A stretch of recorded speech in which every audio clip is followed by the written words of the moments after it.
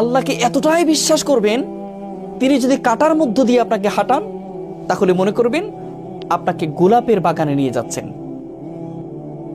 আপনি যদি যে কোনো কষ্টে যদি থাকেন, আপনি যদি ব্যথিত হন, আপনি যদি আঘাতপ্রাপ্ত হন, তাহলে আপনি মনে করবেন আপনার আল্লাহ এই কষ্ট দেওয়ার মানেই হলো আল্লাহ আপনাকে ওয়ালা সাউফা ইয়াতিকা রাব্বুকা ফাতারদা, এমন কিছু দিতে যাচ্ছেন সেটা পেলে তুমি খুশি হয়ে যাবে।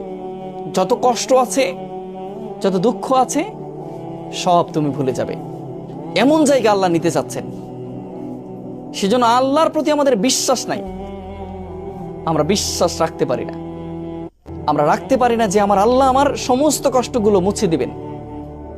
যে আল্লাহ সৃষ্টি করতে পেরেছেন, যে আল্লাহ শ্বাস প্রশ্বাস নিতে দিচ্ছেন, সে আল্লাহকে আমাদের কখনো কষ্টটা দূর করে দিতে পারবেন না? যে আল্লাহর জীবন, সে আল্লাহ জীবনের দুঃখগুলো দূর করে দিতে পারবেন না? তিনি কুম বলবেন, হও, ফায়াকুম, হয়ে যাবে ইনশাআল্লাহ। শুধু ভরসাটা রাখতে হবে আল্লাহর উপর। যেমন মুসা আলাইহিস সালাম পানিতে আঘাত করেছেন লাঠি দিয়ে, বিশ্বাস ছিল আল্লাহর উপরে। লাঠির কোনো এখানে ক্ষমতা ছিল না, শুধুমাত্র বিশ্বাসটাই ছিল বড়। আল্লাহ তাআলা তাকে 12টি রাস্তা তৈরি করে তাকে বাঁচিয়েছিলেন। তেমন করে আপনাকেও আল্লাহ বাঁচাবেন, শুধুমাত্র ধৈর্য ধরতে হবে।